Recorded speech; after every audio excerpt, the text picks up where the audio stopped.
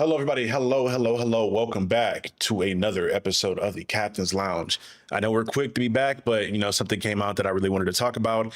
And whenever I talk Wakanda, the Black Panther, anything within that realm of Marvel Comics, I always bring back my guy Anthony. Anthony's my residential Wakandan historian or anthropologist. I don't know what the official title would be, but welcome back to the show, man. Anthro historian. Let's just go with that. That sounds mad cool. We can say it Anthro out loud. historian. Yeah, bro. Yeah, thanks for having me on. I just happened to be wearing, this African inspired garb today, unintentionally too. So, it just kind of worked out. You know what I mean? Right. No intentions, but at all on there, right? Oh, no, none whatsoever. But yeah, y'all, we're gonna get right into this. Well, first off, let people know who you are, where they can find you, what you're all about, just in case people are wondering. For sure, y'all. My name's I go by Ace the Outsider. I am a creative content creator, and which I guess is a little bit redundant, but I do a whole bunch of different things. So I'm always moving and shaking, especially in my local community, Buffalo, New York. I do a lot of things working with young people, literacy, self-defense. And then one of the biggest things I do present to the community is my love for Black Panther and how I see the potential of Wakanda to teach families and instruct people and just kind of show how big the African diaspora is and also how powerful we are when it comes to telling the stories of our people, whether we feel like they're direct related ancestors or people we've never come into contact with, but just having a deep reverence and respect for the African diaspora, Africa, North America, South America, Caribbean, wherever we are. So many stories to tell. Bro, I'm always amazed by that and what you do. So again, thank you so much for continuing to we'll just say preach the gospel, for lack of a better term. Yeah. But to get directly into this, obviously, this is a series that I think a lot of people were excited for when it was announced. Wakanda getting its own series. There are two things that kind of disappointed me, though. One, and this is all on Marvel's side of things. I feel like Marvel's kind of had a real shaky history with stuff going on as of late. First and foremost, this show got little to no promotion that I saw. I like usually whenever a Marvel project is coming out, I'll see a million ads on YouTube. I'll see a million ads on, because I have a Roku TV. I'll see them make a custom background for it. I'm not saying this needs the same amount of promotion as like a main line MCU film, but something. And I felt like they did a similar thing with Ironheart as well, where they put these things out with little to no promotion and kind of just like leave it to the ether or leave it to fans to check this out, which again, I can understand to a certain extent because you are Marvel, but it feels like they don't believe in these projects almost to not give any kind of promotional money towards them, especially with this being a animated project that was only 4 episodes, which is another thing for me. I'm like, okay, is this only 4 episodes? Is kind of crazy, but I guess it makes sense when you look at it as a semi-anthology series. Like it's an anthology, but it's all taking place within the same world and the same timeline in a sense as well. So I guess I'm not too mad at the episodes part, but again, what are your thoughts on them just not really giving us the same push as they would give something else? Yeah. For it to be so, anytime Wakanda is brought up in this, in this manner, it's like how isn't there like the biggest push for this? Because you saw what the first movie did, you saw what the second movie, and like even under conditions the second movie was released, with it being hyper like polarizing, right? Like the first movie comes out and it's T'Challa versus Killmonger, and people are embedding that into their psychology. You know what I mean? You got whole college papers written on their ideology. I don't see Iron Man doing that. Like I have not seen Iron Man in collegiate environments. I have not seen the gravity behind Thor's hammer as a college course. Like, no, you know what I mean? So it's like, why wouldn't you use the potential that this property has, right? And I hate to call it property, but that's what it is. I mean, that's how they seem to look at it. So why not use it the same way you look at all the other ones? I recently presented at the 8th annual Teaching Black History Conference up here at the University of Buffalo. And one of the first things I did was show people like the timeline of like what Black Panther has been, has gone through. So from his inception in 1966 to now, right? And for him largely being part or tied to the Avengers, but him not even being on screen really until like the late 2000s. But you got Spider-Man and the X-Men who have been around they came out 63 and 64 respectively, and we got 60 Spider-Man games, we got 30 Spider-Man cartoons, we got 17 X-Men Mm, films, we got 82 X-Men games. So it's like, why doesn't this show get the same push? And y'all know that Black Panther is the most decorated property that y'all have. Oscars, awards, like all types of stuff. So yeah. So and I get it. Yeah, 4 episodes, I think they think, well, how much should we push for 4 episodes? Like, I don't know. It's a bit confusing, a bit perplexing. I don't like the I thought the same thing was going to happen for Eyes of Wakanda, but when I heard it was just 4 episodes, I'm like, that's whack. Because it seems like he's only allowed to have miniseries, right? Black Panther, Panther's Quest, that was part of Marvel's Avengers Assemble. He got a full season there. That's like the only time he got like a full season, but that was in the same style of the Avengers series. You're not even getting like the thematic elements. You're not getting the same musicality. You're not getting the same cultural aspects being pushed. It's just the extension of the original show. So, and then you have his mini series from like 2010 that was on BET. So it's like, yeah, I feel like he gets shortchanged a lot, and it's not relative to the impact that Wakanda has. And answer your question, it was 10 episodes for the 10. Mighty Bird Spider-Man. It was 10. It was 10. See, now Yeah. I'm more upset. And I think this should have gotten the same amount of push for the same reason that I feel like that show got a push, is that it's pretty much been confirmed this is canonically canon, if that's a word, to the main title MCU. Like, we're seeing parts of Wakanda that could read like these topics or aspects of the show could show up again later on, especially when, again, for everybody watching this, if you haven't already guessed, we're going to be talking about spoilers for this. So if you haven't seen it yet, go watch it. It's 4 episodes again. It shouldn't take you too long. I think each one's like 30 minutes. Come back. But it's like watching a movie, honestly. It's you can watch it back to back to Right. back, and it'll just flow together. But the big thing for this is like you have somebody like a Iron Fist, a new Iron Fist shown in this. And we know that the Iron Fist is probably going to make a return relatively soon with the Daredevil show coming back, and it really teasing Luke Cage, Jessica Jones, and Iron Fist again. So again, this being this big of a thing and being this instrumental in the possible future of the MCU, it felt weird not to at least give it the same attention as you give other shows or other films like Agatha all along or things of that nature. But it is what it is. I don't want to sit on that for too much longer. 'Cause I know some people on the other side of the hand may not care as much. But yeah, no, at the very least, I think it should have been like, how Justice League always had like a beginning, like a part 1 and a part 2, and then that would wrap up the story. I think it should have been that. You know what I mean? So that makes it 8 episodes, but at least you got a story, you got some characters, you got a setting set in motion, you got a cliffhanger, and then you come back with the next episode, and then you have the continuation of that story, and that ends it. Because, right, like you said, it's an anthology. Technically, it's an anthology / it's like a pseudo anthology, right? Like the stories are all connected, but they're still separate stories. But they're all their individual things. So you could have had one where it's like a part 1, part 2 for that first story, part 1, part 2 for that second story, so on and so forth. So I think that would have been a way better execution.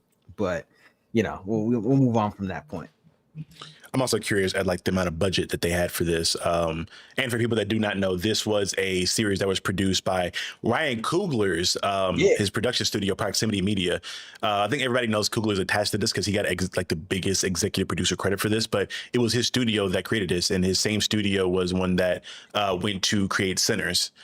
So we have some skin in the game here, but I'm curious as to like the amount of money they had for the budget as far as this stuff goes. But nonetheless, this series, as far as quality goes, is amazing to me. To your point, like we mentioned before, it's a pseudo anthology series.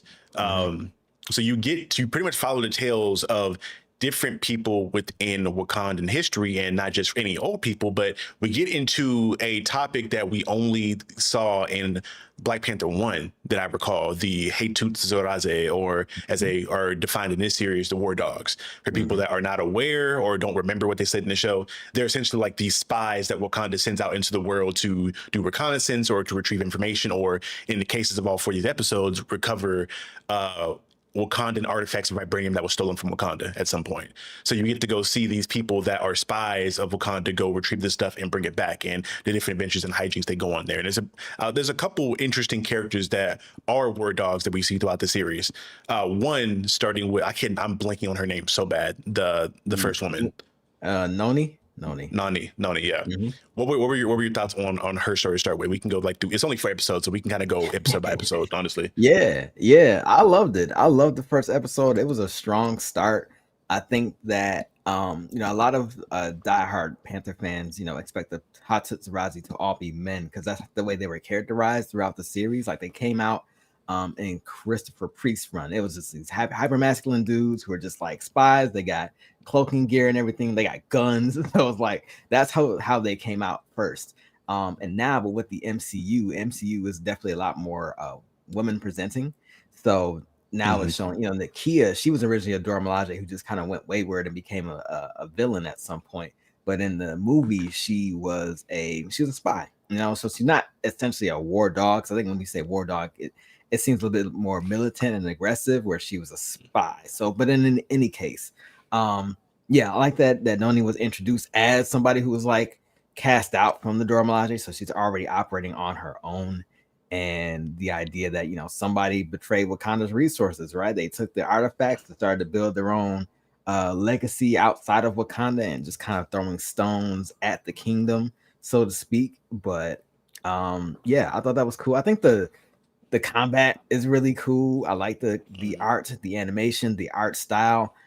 Sometimes it's like, okay, I don't know why they chose that art style. Like I think it was in the third or fourth episode where like a man has like a, I don't know. I thought it was supposed to be like a 5 o'clock shadow, but it just came off a little bit weird. So sometimes the art style takes away from the moment a little bit.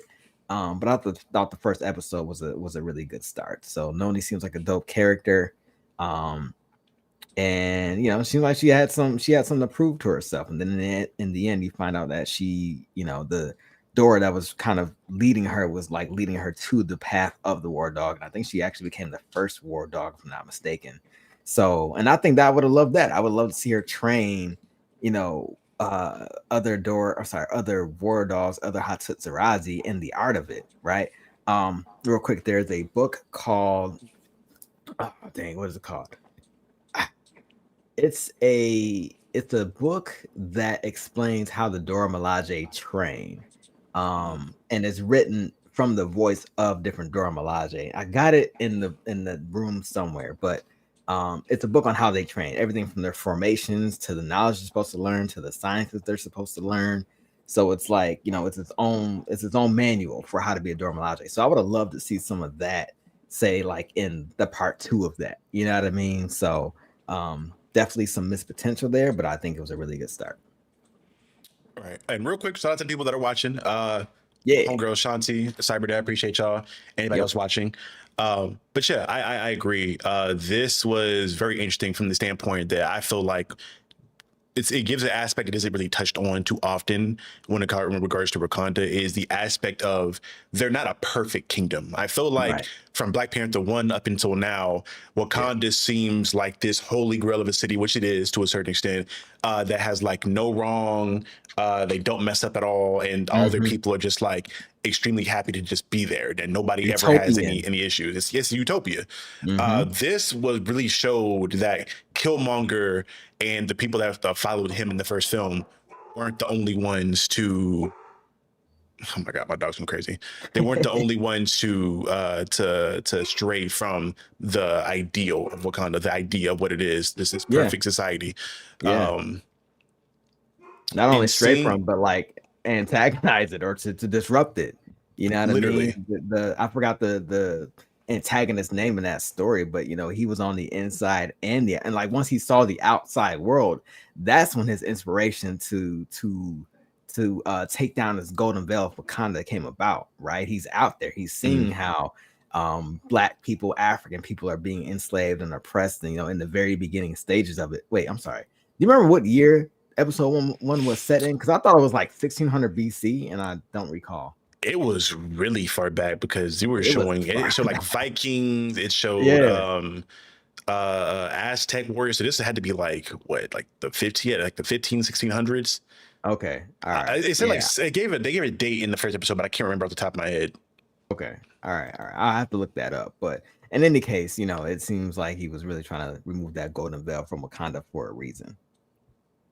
Yeah, it was dope, dog. And I think the best thing about it too that it showcases is the effect Wakanda has on the world. Because again, I think Mhm. we have this idea in our minds that Wakanda has only ever had effects within Africa and like stayed within Africa this entire time. The fact Mhm. that it showcases there are people like on the first antagonist name in the first episode again, but Hattusarazi like him, like it showcases that they were out in the world making kingdoms or disrupting kingdoms Mhm. just because they felt like they wanted to build their own Wakanda somewhere else, or felt like that Wakanda's ideals weren't really the best way to follow. So the fact that we're showcasing that Wakanda has this effect on the world, and I think it has a lot of parallels, honestly, to Black people in general, because I think a lot of people feel Mhm. like Black people only have their history based in America or in Africa. They don't really showcase. If you guys had a granddad that was a super historian like myself, you'll talk about like the Moors, or different groups of Black people that just kind of were around the world that had Right. impacts on architecture, like the Roman aqueducts and things of that nature. But it's dope to see that kind of interwoven within Wakandan mythology and that world in general. So again, let's just speak on like the care that they have within this series and writing that.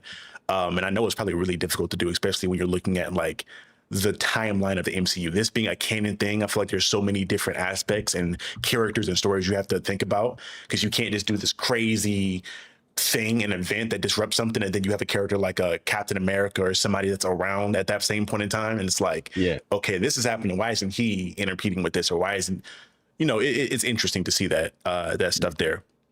But Mhm. in regards to the first episode as well, I think to your point about Nani is that it only makes sense that Adora would be sent to do things like that. In my mind, it would only make sense that like I feel like half the Yeah. war dogs would be Dora Milaje because they're the elite warriors, like the most elite Yeah. warriors. So I don't understand why you wouldn't send more of them out.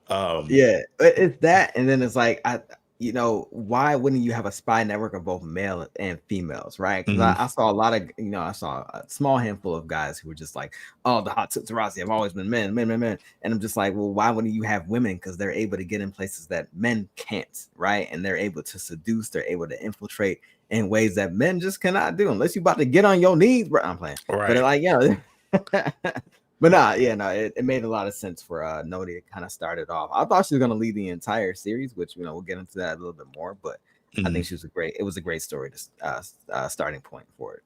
Yeah, I loved to where her journey, because we got an entire arc of her Yeah, within 30 minutes. I'm like, damn, that was some solid, tight, efficient writing to go give her yeah, entire arc from start to finish in that small amount of time, and then showcasing how she proceeded to grow in the second episode where you saw her again. And I guess we hmm, can transition into the second episode, because yeah, this also showcases a it challenges an idea that I've heard a lot within different spaces where people have difficulty writing Black people in historical fiction hmm, like this, hmm, because again, if you're in certain places of the world, people would see Black people as slaves or whatever it may be. This really showcases that Black people can be in other cultures in history and fiction and it not be yeah, something crazy, because we'll see right, something like a Yasuke in Japan or things like that. So the fact we're hmm, seeing in the second episode a war dog who is in ancient Greece, who was a part of the the Trojan horse stuff that was going on and their assault on Troy. It was dope to see. I thought that was really cool. I always love when I'm a big Assassin's Creed fan, so whenever you can yeah, write your story based within and wrap it within a historical event, it's just fun to see. Like, okay, you're playing and you did a lot of research here with this event in this time period here, and it was even more cool the fact that they interwove some Greek mythology there with the Achilles heel and different things like that, and writing that character. It was dope. It was dope. hmm. What were your thoughts on the second episode? Yeah, I like the second episode too. I think that Greek mythology is a great gateway to other mythologies, just because not that it's not just that it's great, but that's like what's common, right, Hmm. in American practices or just kind of world practices because of the impact of Rome and everything and what they did as far as not taking a lot of the knowledges and everything like that and how they impacted the rest of the world, but all that stuff coming from the African continent. So I thought that was a really cool connection to see those two. And I was a big fan of the Iliad when I was in high school. I think I enjoyed that book more so than other books. That's because one, it was about swords, and fucking war. I thought that was mad cool. And I'm like, why didn't we get this sooner, man? This shit is lit. Like, why did we get why wasn't this social studies? Um, but yeah, now reading about Achilles and Agamemnon and everything like that, and I think at that time I didn't expect, I didn't think of Agamemnon. What if they were black? What if they were a black character? Or Memnon. I think it was Memnon in this context in this series. Mm-hmm. But yeah, so the first episode takes place in 1260 BC. Okay. So that 1200 years before the shift of everything. Right. So then episode 2 takes place a little bit later than that. So but yeah, I like to see that two men who are just kind of brothers in arms, but the one guy, he's actually a Wakandan spy. He's undercover. He's deep undercover. He's 10 years deep into this role, which is a long ass time, right? I've been together with my wife for 11 years, so that's a long time of you trying to pretend to be something or having this front. So I could definitely relate to that character a bit. And I don't really get to see him animated too much. It's usually just like a a physical human form role for him. So I thought that was pretty cool. Even like the technology that's used, like I'm glad that they keep that technology in Wakanda. It's just so much way more advanced. Like he's over here texting on a little Morse code device, back to Wakanda. And so like you're thinking about where Greece and Troy is, and then you're thinking about where Wakanda is. Wakanda's in East Africa, like probably around modern day, like what Rwanda or something like that. Like that's a long ass way to be communicating. Unless like whoever he's talking to is like in proximity, just taking his notes. I don't know how the shit works. I think they just make up, whatever it is.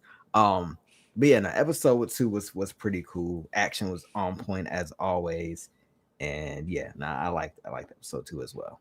I think the best thing about this is kind of going back to the point that I mentioned earlier in regards to the whole idea of showing or humanizing Wakanda and kind of like dusting off a little bit of the glow that it has and showing that it's like any other place, even though it's amazing. It has a little bit of its flaws there in regards to this system, because we saw Memnon come back home after 10 years of being gone and kind of respond like any other soldier would. When you hear about it, you hear about people that go to war or they're in the military for so long, or sometimes you're kind of in relation to prisoners who are in prison for a long amount of time, to where when they come back home doesn't feel like home anymore because you're so used to being in an environment from somewhere else.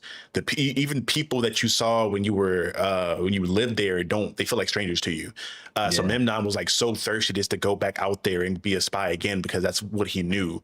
And he built those bonds, especially when you're a spy. I can only imagine how it's tough to not blur the lines between what's real and what your main objective is, because he went through and fought for years with his brother Achilles at that point in time and ended up having to kill him. So it's like you betrayed somebody you formed a really strong bond with, that you would die for, shoulder to shoulder with, for your people. And you were able to keep that there. So it's really amazing to see that. And again, humanizing characters, especially characters in Wakanda, where they don't just all seem like super. Because I feel like sometimes people get the idea that Wakandans are all just like, they're all Shuri, or they're all T'Challa. It's like they're either all these elite warriors or they're all these elite scientists, elite minds. Yes, a lot of them are, and they're probably smarter than the average person around the world, but they're still people at the end of the day. They're gonna have their emotions, they're gonna have their faults like anyone else, which we see a lot written pretty well in other comics, like with the Christopher Priest Wakanda stuff run he had going on. I think Ultimate Black Panther did a good job of that, as well as, I don't know but how much you read of the Blood Hunt stuff with the Wakanda, the Black Panther stuff. Yeah, I think those do like a good job of showcasing like Wakanda can be fickle, Wakanda can act out of emotion as well, just like anyone else. I definitely agree with that. And like you said, a utopian society where you think that everybody feels like they're perfect and everybody feels like they're on top of the world. Like, no, at the end of the day, they're still human. They love, they feel, they do all this stuff. So, to be a war dog where you're having to be nationalistic, but then you're playing the role of somebody who's nationalist in the same breath. So, I thought it was cool to make that connection, between Wakanda and some of the other places around the world. I think that a better version of the episode looks like, how is Wakanda looking at a place like Troy in Greece? Are they playing them against one another? Are they seeing them as savages or whatnot? I mean, all this is, the reason why the war dogs are there are to reclaim artifacts. So Mhm. would they even have a relationship if it wasn't for that, right? And then saying, how does, just what is their relationship with other places around the world, which I think is like the big question, because a lot of people who saw Black Panther for the first time when the first movie came out, they're asking, where was y'all at during slavery? So it's like, well, where was y'all at before slavery? What were y'all doing? How were y'all interacting with the world? Did you see the world as this place that y'all needed to be hid from, and why? Right. So I think that's what a better version of episode 2 looks like, or expanded version of episode 2. I'm really surprised we didn't get an episode of a war dog in America during chattel slavery. Granted, I know it's probably like a really Mm-hmm. heavy topic, but I'm so surprised Yeah. that we didn't get that. Yeah. So, and this is what I was telling our boy Lelouch, aka Otis. Shout out I O. feel like I feel like if it's just these 4 episodes and then that's it until Black Panther 3, I'm rating this entire series a 6 out of 10. Because if Mhm. we don't have like a part 2 Eyes of Wakanda where they're going through the rest of the world and kind of just showcasing that relationship and building off of what they just established, then it's a miss to me. You know what I mean? Which I'll return to a little bit later. But yeah, to your point, I would love to see another operative in 19 or like 17 1800s America or the Caribbean, or during the World War II or something like that, because that's when T'Chaka's father, I think Azuri was his name, T'Challa's grandfather. I think Mhm. that's when that line starts. So something up to that would have been great. So yeah. Now we're going to get into the episode Dr. Umar would hate. Yeah. Episode Yeah. 3. Yeah. Honestly, this is probably my favorite episode because I got to see not only Wakandan lore and Wakanda being built up, but another character in another world that I really want to see come back into the MCU, being the Iron Fist side of things with Mhm. the heavenly cities and how that stuff works. Because in this episode, we see another war dog who was responsible for stealing a piece of vibranium that was within like this, I guess, sacred artifact within this within the mountain of. I don't know if this is Kunlun, or I don't think they ever said exactly where this was. I'd assume it's Right. Kunlun because you have the Iron Fist there. And we meet a Iron Fist. This Iron Fist was not one that was previously known. This is one that they created originally for the series. Mhm. And it's dope. Now, the reason I say Umar would not like this, for people that did not watch this, we see the introduction of this character because our war dog and this Iron Fist are romantically involved at one point, Mhm. while he's trying to infiltrate this area. And it was dope to see that dynamic. Obviously, I don't know how much they'll play into later on, or even if we'll get any more. I'd hope that we get another season like this, and they treat it kind of similar to how they did the What If series, to where in a second season you kind of revisit some of those time periods within those episodes, and we get to Mhm. see more of that, because I feel like I wanted to see a lot more lore behind the Iron Fist and how strong they were, because Yeah. we saw this person single-handedly take out like an entire room of elite Hatsuzuraze, and I think Yeah. some Yeah. Dora may have been in the room if I remember right as well. And she like took them out dolo. And half the time, I don't think she was using the Iron Fist itself. I think she used it maybe like once or twice, but a lot Yeah. of it was just showing the combat prowess. So I love that they weren't scared to. Again, this feels like a series where they're just not going to make Wakandans look like invincible, perfect people. Like, they're an elite, Mhm. amazing place to be, but there are still some badasses in other cultures, and when they clash, not everybody Mhm. wins. Mhm. Which I think we got to see a lot more what Kugler did with Black Panther 2 as well, with the war with the Atlanteans. But Mhm. this was a Mhm. dope episode to me, and I hope we get to see more of what this Iron Fist is. I hope this isn't the only time we ever see this Iron Fist or this time period or these characters. I think my favorite characters in the series were probably in episode 3. I feel like Mhm. between, again, I swear to God, I blank on every name of every war dog in every episode, and I just watched Yeah. this like yesterday night. But Yeah, I mean, well, that's the thing too. Like, if they would have had like more than one episode per like story, then you would have mhm, had more retention of which character you're talking about. So, yeah, no, I liked episode 3 as well. I think it was a tonal shift because mhm. of how humorous it was and a bit more lighthearted. Like the first 2 episodes are heavy. Like, you're seeing Yeah, women bro. get smacked around, you're seeing them get sold into slavery, you're seeing people get branded, you're seeing warriors drop one by one. So the first 2 episodes were heavy. You're seeing a man who he's formed a 10-year relationship with, who thought he could do no wrong, defending him against his mans and everything like that, just to kind of find out he was a spy the entire time. And then that's the same man who cut your ACL and then made you stab you in your chest, in your gut with your own sword. Damn, that is heavy. So episode 3 felt like a more a bit more jovial. Like the main character, I forgot his name, but very playful, kind of a bit Basha, a lot more that's hubris. what it was. Basha, Basha. Basha. He has a lot of hubris, right? His man who's like the stiff guy who's trying to do logistics and everything on the Wakandan side. And then you got the Iron Fist, who was a woman, which I'm happy that I saw that little shift. I ain't mad at it at all. I think the same thing kind of happens with like Assassin's Creed, because you mentioned that a bit earlier, and how like the main characters for this were 2 people who are looked down on, in both in Asian societies and like world societies. So for them to get like the mantle, but it's like it's a mantle. It's passed to anybody who is worthy of carrying it.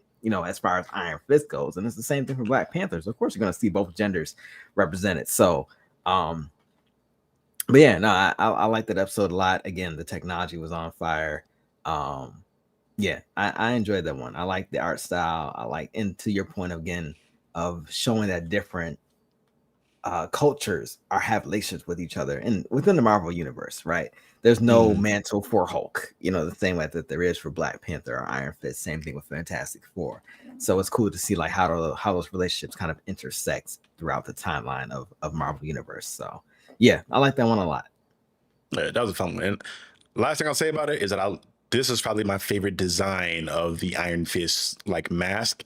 I felt like the bandana / do-rag thing that they did was cool, but the whole aspect of it being a helmet and then something about not seeing the mouth also gave it like a little bit. I don't know if it's like some Spider-Man or not even Batman, because there's some costumes, I don't know, just seeing the human mouth kind of just like sometimes takes a little bit of the intimidation factor away. The fact I only see these menacing eyes and her just giving people the hands, I'm like, okay, the aura is auraing right now. Yeah. For sure. Yeah, I like that. I like that too, for sure. And I was wondering how I feel if like a Black Panther didn't show up in this series at all, which in episode 4 they kind of do, but it's cool to also see some of the other factions within Wakanda get some love. So I enjoyed that a lot.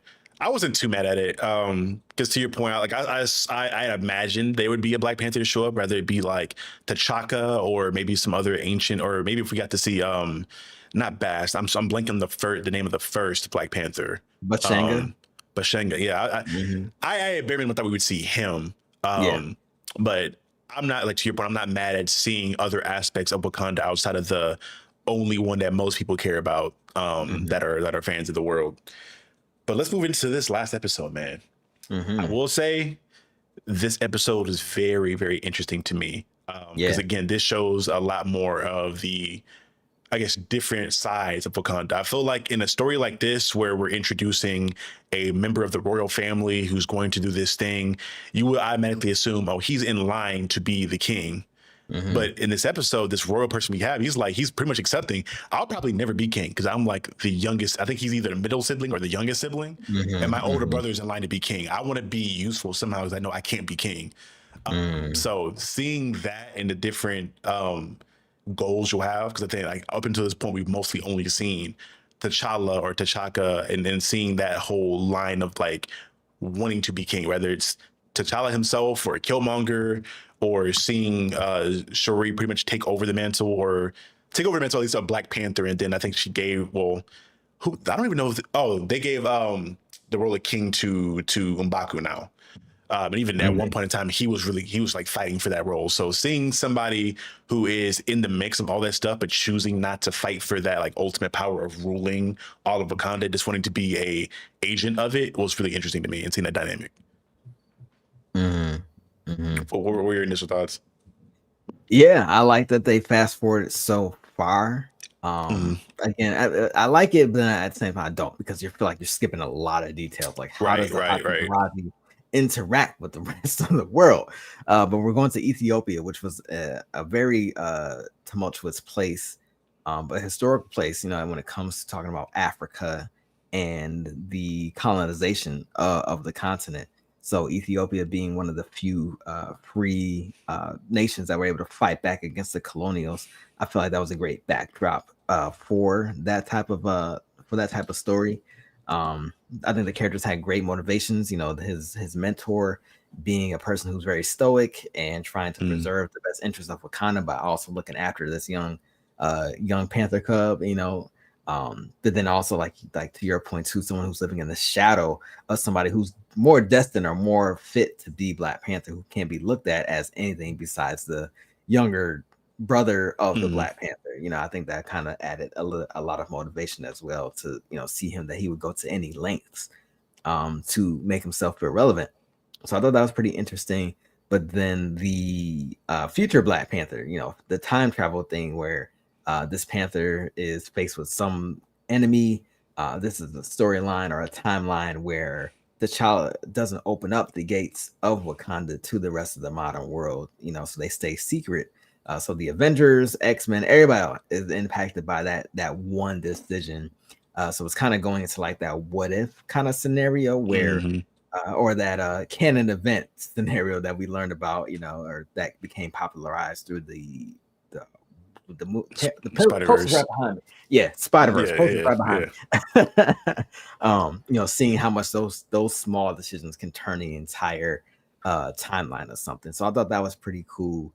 And you know, I kind of wish that the enemy that the Wakandans were fighting was like, you know, Thanos in the Black Order or something like that, something that we recognize, something that we Mm. know, you know, Wakanda played a role in, because Wakanda ends up being the backdrop of a lot of different stories across Marvel's like multiverse. I was kind of just saying to this today earlier because a lot of guys were talking about how in the new Marvel Tokon, I don't know how to say it, the new whatever that fighting game that just Yeah. that's coming out soon. I guess Storm references T'Challa, but she says it as if like Doom had did something to him. So they're like, yo, is T'Challa actually in the game? Is it his sister? So on and so forth. Mm. Um, so damn, I forgot where I was going with that point. Um, yeah, crap, it's gone. But Nah, I got you. yeah. It, Oh, okay, sorry. So I'm saying that the no, go like ahead. yeah, sorry. Wakanda ends up being a backdrop to a lot of different scenarios, you know, in the video games and in the main universes. So it's interesting to see like how much they actually, you know, tie in Wakanda to the rest of the multiverse. Mm. But yeah, I feel like episode 4 was a great way to like tie everything together. Even though it's only 4 episodes, I was kind of like, okay, I see why y'all would do like a short series to kind of tie in this loose end or this canon event that ties into the main Marvel movie, you know, where if they don't replace that artifact, then T'Challa has no reason to open up the gates. Like he only opens up the gates after his scenario with Killmonger, just to heal, to reconcile with all the rest of the African diaspora. And I Mm-hmm. think that even opens up even more questions about how powerful Wakanda is. What if T'Challa went to Oakland and started opening up those borders and started to like giving those Black people the resources that they need to succeed? You know, what if he starts kind of planting his own influence or planting Wakanda's influence around the Black diaspora?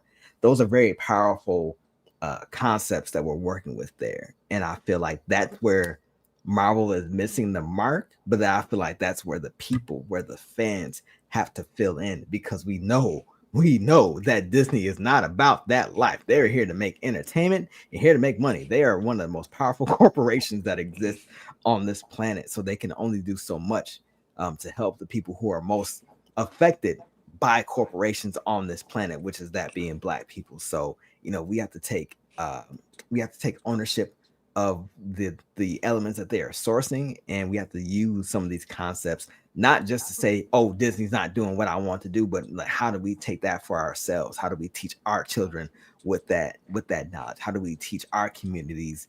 How do we feed off of that momentum in order to benefit our communities? And that's what I'm about, which you already know. But I Right, feel like right. that's what other people should feed on.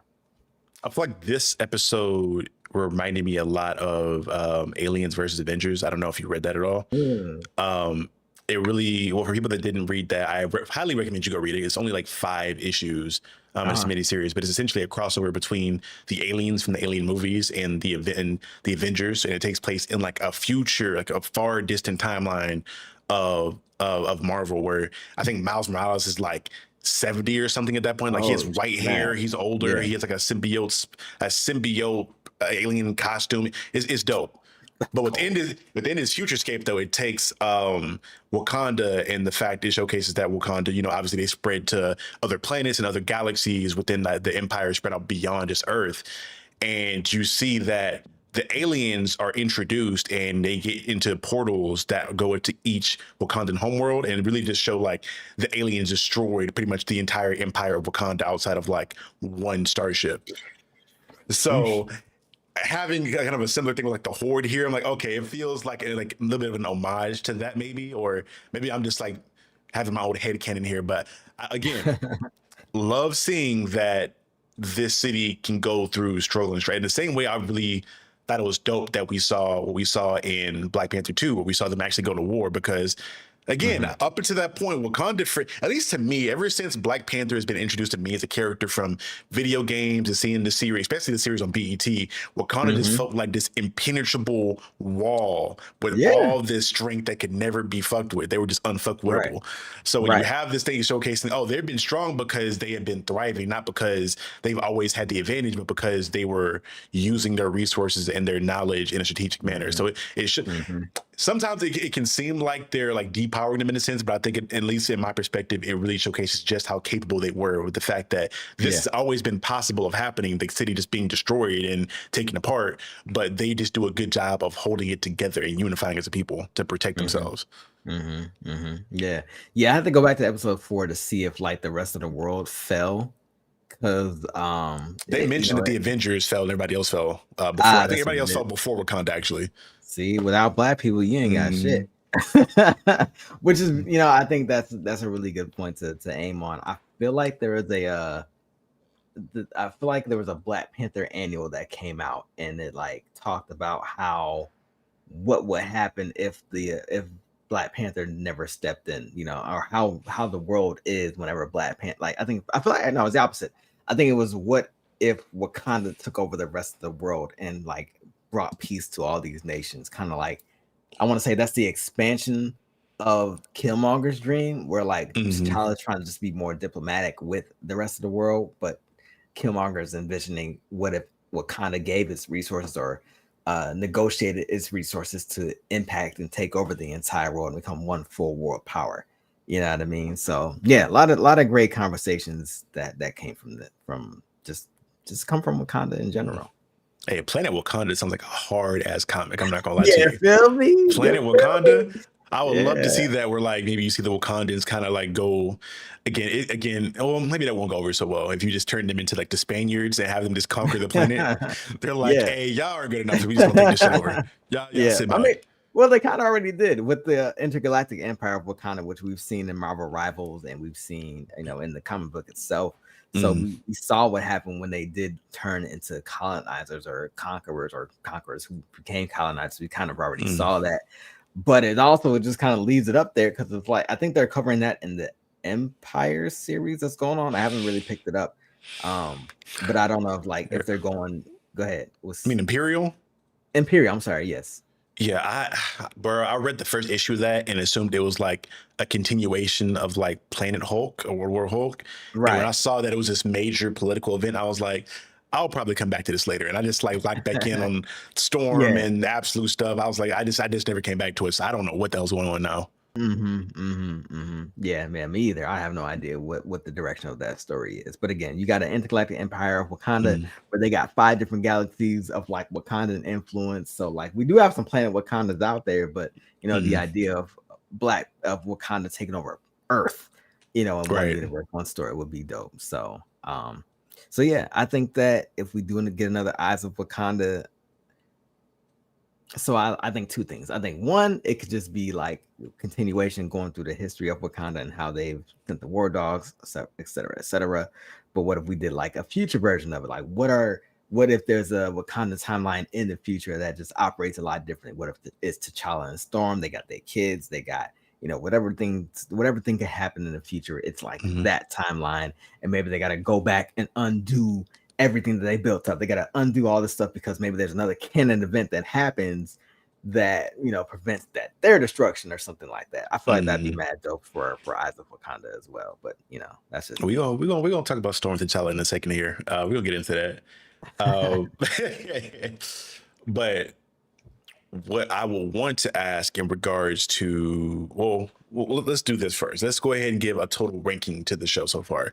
If you Mhm. had to look at Eyes of Wakanda as an entire series and its entire thing in its own right, what are you giving this? I'm giving it a 7 out of 10, and the 7 is heavily weighed upon the art and animation style and the like. I feel like it was a very good comprehensive story that has a lot more potential that's missed. Which between if they had did that 2 episode thing I was talking about, it would have been a 9 out of 10. I honestly think that for working with what they had on what they presented, I think a solid 7 out of 10 is Mhm. accurate. But yeah, no, I feel like they missed the mark by not making it a tad bit longer. Yeah, I looking at this, it's one of those things where like when I'm looking at the smaller aspects of it that built like the makeup of the series, from the writing, the Mhm. artwork, the animation, the attention to detail in regards to like some of the lore stuff, it's amazing. But to I guess go into casual language or just the casual audience, it didn't have the same aura Mhm. that I would Mhm. expect from something else. Like it was great, Yeah. but I can't say it was amazing. Mhm. I can't Mhm. point to anything bad for real, but I can't point to anything like spectacular as well. So I think to your point, I think around like a 7, maybe a 7.5 if I go back and Mhm. rewatch this again. But that's about where Mhm. I'm at with it too as well. Yeah. Yeah. I only went back and watched like the first episode. And it's like even that, like to rewatch it again, no, it doesn't take a lot of effort to rewatch it, but that's a letdown for me because I'll go back and I'll watch all of Justice League, all the way over again, or I'll fall asleep to watching Mm-hmm. that. But I feel like with Black Panther, it's not the same. It's just not the All same. right. Hmm. Now the transition into some of the Storm stuff, because today I think Storm issue 11 or 12 released today of the Thunder Okay. War. Okay. I have not read it yet, but there is stuff going on right now in the Storm ethos as well as the T'Challa ethos where we find out that there canonically is another Storm child that has been shown to the world. I don't know if you've been aware of this or been keeping up with some of the stuff going on.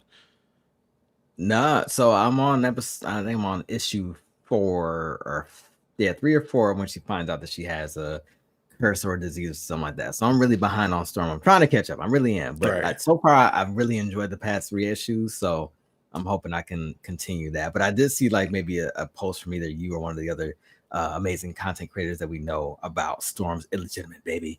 And it's like, who's baby Mm-hmm. daddy? Is it T'Challa? Is it Wolverine? Is it I don't Kitty Pride? I don't know. At this point, everybody Kitty been sleeping probably with crazy. everybody. I mean, yeah, everybody been sleeping with everybody in the damn X-Men, mythos. So, I don't know, but proceed, sir. Yeah, which side note, bro, you got some shit to read, boy. As you read this gets really good. We're Yeah. about to get into the Thunder War, and we're currently in the Thunder War right now. Mhm. But yes, and there I don't think it happens I think it happens in the Avengers comic, but again, the Avengers comic and this comic are kind of running side by side with one another. But there's a scenario where we flash forward into the future, and we see this child, this little black girl with blue eyes, black hair, and she's talking to Storm, or rather, she's like talking about whatever it is with school, whatever it may be. And she gives a description. She's like, "Oh yeah, I have your powers, but I also have black hair like my father and fangs like my dad as well." So obviously, people are Mm. speculating on who that father, who's the pappy. Initially, I think the easy layup thought is Logan because we see them Wolverine. sleep Yeah. together in like issue 2. But then Yeah. we see that before we jump into that time period in the future, we see Storm take a pregnancy test and it's negative. So we know Mm. she's not pregnant anywhere around the time of her sleeping with Wolverine. I So see. from that standpoint into the future, somebody was clapping Storm cheeks and made a Storm goddess baby. Um, we've seen T'Challa and Oh her man. kind of like reconcile a little bit because for a lot of people that aren't aware, Storm and T'Challa have been broken up like damn near since Avengers versus X-Men, I think, or near the end of that Mhm. stuff because of Yeah. they sided with either side that they were rocking with, and it led to them breaking up. And they've been pretty much estranged and kind of had it was a little toxic of a breakup for a minute now, but they finally like reconciled and spoke and kind of gave each other a hug. Now there's a lot of candidates people want to put out there. Some of them are kind of nasty. People put like Miles Morales in there as a pappy. I'm like, that is a child to her. Please don't do that. That'd be kind of weird. But there are three big proponents, but these three big proponents had to have three things: obviously black hair, fangs, and be of a reasonable age. Because Storm is not clapping a child. She's made it very apparent there's some children. Or some people have like kind of like tried to spit game at her, and she's like, "You were a baby." No.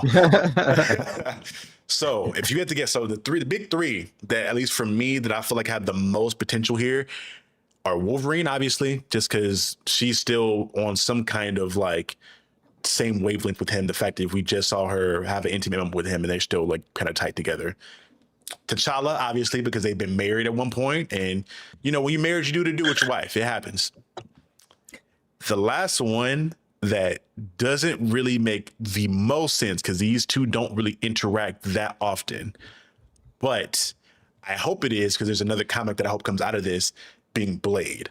I low-key hope Blade is the father. The black hair matches, the skin tone matches, because I kind of put Wolverine off immediately just because the baby seems a little darker, and I'm like, I don't see how you'd have a mixed baby that dark, but maybe it's possible. I don't know, but I say Blade for the aspect of one, how broken would it be to have a fucking quarter vampire storm goddess baby? Yeah. And two, Blade has another child, Brielle Brooks, one of my favorite characters in all the Marvel comics that I've been like hooked on since my homegirl Kaori, y'all know Dr. K. She introduced me to the character. I read her whole solo run, got the book it's back here somewhere. Her whole run in Bloodline back here on the shelf, and I made a whole video about her. So I love Brielle. It would be so dope to see a comic run of like a black sister run of like Brielle and this new baby that's around. And I say that because I feel like with Brielle in particular, and this is kind of selfish on my part, just because I want to see Brielle getting more stuff, because we really haven't seen her pushed much outside of Bloodline, not Bloodline, but Blood Hunt. And even then, she kind of took a backseat in Blood Hunt, and it kind of gassed her up to be this really the big determining factor just for her not to be. So I would love to see a run similar to what they did with X-23, where X-23 found a bunch of her sisters who were like additional little clones and went on her adventures with them. It would be so dope if we got to see a Brielle Brooks and quarter vampire storm goddess baby walking around doing stuff together in the distant future. And it would give you reasoning to do that. And it could really, I feel like it would make waves if you like put that up in that way. But again, you really have to showcase how the hell or when the hell Storm and Blade like ever got together for real. Cause I can't think of like any significant comic where they had not even just romantic conversation, but just like platonic conversation for more than like a couple panels. And they were always around each other, like during Avenger stuff or whatever it may be. But I don't know if you have a particular favorite. I seen like Brother Voodoo kind of pop up as well because they had a little interaction, but I don't think he has fangs to really make sense there. But what are your thoughts on this going on? I know you haven't read or you're not caught up reading wise, but what are your thoughts on that whole idea? Yeah, no, I'm just kind of scrolling at least so I can see the panel, so I can visually see what you're saying. I think that Blade is an interesting choice because it seems like Storm really goes for those hard, edgy dudes who are just like stoic and just like not super like, ooh, like they're just like they're always cool, calm, collected guys, but they're also tough as fuck. Like Black Panther and Wolverine, two of the toughest motherfuckers in Marvel. So it's like, you know, I think she has a type, okay. And then when it comes to Blade, he's also in that category of people I work alone type niggas. You know what I mean? Like he's like one of those types of guys. And I haven't really got to see their interactions within the comics of Avengers or scope of Avengers or any other comics, so I can't back up, you know, any type of interaction that they've had or any like type of interactions. I haven't really seen that, so and I wouldn't expect it because Blade and his maturity seems like he's really just not trying to clap any cheeks, so I really can't see him. And then like even the relationship that he and T'Challa have, right? Where I feel like I haven't seen much of their interactions either, but I feel like it's a mutual respect. So at what Hmm. point are you crossing that line? You know what I mean? And he's a very honorable person. Like Blade, as hard nails as he is, he still has a level of honor and respect for his teammates, to my understanding of him. Hmm. So but yeah, I mean, to your point though, to see a team up of Brielle and this other Faraha, I think that's her name. Farah, Um yeah, something like that. yeah, something like that. It would be interesting to see. And I think T'Challa and Storm have like 6 or 7 kids that are across the multiverse of things they've done in the past. So you've got Azari, who like traveled from the future to be, he was a kid of T'Challa and Storms. You got Chimera, who had Mm. a walking panther, alongside of her and everything like that. So um yeah, I think there's a lot of potential for a story there. So I can't pinpoint the Pappy. If it was Blade, Blade's hard as fuck to kill, and that's like the only thing about Aurora is that she is still um immortal in the sense that she is flesh and bone. Like if she got a spear through Uh, the spear through the chest. read some more of this run. You're Oh gonna yeah, see okay, how all right, immortal cool, she all really right. gets. Okay, all right, cool. But to me, like she has a lot of vulnerability. So, but if you're even Right. taking that, if you're taking that Omega mutant level energy, whatever else she's got going on, and you're taking what Blade is, you're combining that. That is one bad character right there. So yeah, nah, I would love to see that. I mean, even if yeah, nah, that's a hell of a combination. To give you a little bit of insider information with the, because I know you'll get to this pretty soon. I think if you haven't Uh-huh. already got to it now, Yeah, she essentially is like the avatar for is it Infinity? No, Eternity. Eternity. Oh, So she is wow. legit like a god. Like she's like the avatar, like literally Hmm. like Avatar Aang, Yeah, yeah, yeah. but fused with already godlike power. So she is like a cosmic Damn, goddess now at this point in the run. I don't know. I damn. don't think she has the complete ability to use all the powers at whim. I think she kind of gets like possessed by Eternity a little bit here, But they're but coming. But they're coming. Like she's she's yeah, she's lined up for that greatness. Wow. because we in this Thunder War now, so shit about to get real wicked. Um, But yeah, that was just some funsy stuff for everybody else. I didn't know how caught up you were with the stuff. Yeah. Speaking with Maway, the writer of the story, he pretty much just let everybody know like nobody's guessed it yet. So I Hmm. guess all the either that or he's just lying so people don't like guess it and kind of throws off the allure of it. Yeah. Um, Yeah. It could but be a whole other character we've never heard of too, which kind of takes all the fun out of it. But at the same yeah, time, because we just got introduced to Drifter in Marvel Comics, who's like another Daywalker vampire essentially. Okay. He's like the grandson of the man that trained Blade in Mm, England, okay. All apparently. right. Yeah. And Yeah. Yeah. he's like, he's cool as hell. I bought his like his first appearance in my, it's somewhere in my bag here from Comic Day, but Hmm. I don't know. To your point, I hope it's not a new character because I think that would take the fun out of it. At this point, I really hope it's either Blade or T'Challa because Yeah. Wolverine is cool, but He got a lot of Wolverine's a kids already. slut though, bro. Wolverine He just he be is. hitting anything that moves. I'm like, I want better for Aurora than Wolverine. Hey, bro, if you want to get your rocks off and you want to kick it with somebody you fuck with, cool. But like having a baby with this nigga, I'm like, don't do that. Don't do that, man. Come on, man. Yeah. Yeah. That's like having a Mm. baby with Johnny Storm. Like, let's not do that, dog. Yeah. Nah. But nah, who am I to make those decisions? But all in all, I'm not going to do too much longer because I'm kind of rambling at this point. We're about like an hour in. Is there anything you want to promote or plug before we get up out of here? Yeah, y'all. Wakanda Alignment is on Instagram. We got a lot of stuff going on. I'm looking to just keep on doing what I love doing, which is trying to find ways for connectivity, cultural connectivity through comic books. Not just Marvel comics, but also like other indie comics. So if you have an indie comic that you want to dig into a bit more, if you did like a lot of cultural research on it and you want to like break that down, by all means, we can set something up, and we can interact with these families a little bit more. Just because there's so many different stories that are out there that need to be told. So I'm always down. But follow me on Instagram at ace_the outsider. Ace the Outsider is my moniker. And follow us at Wakanda_alignment.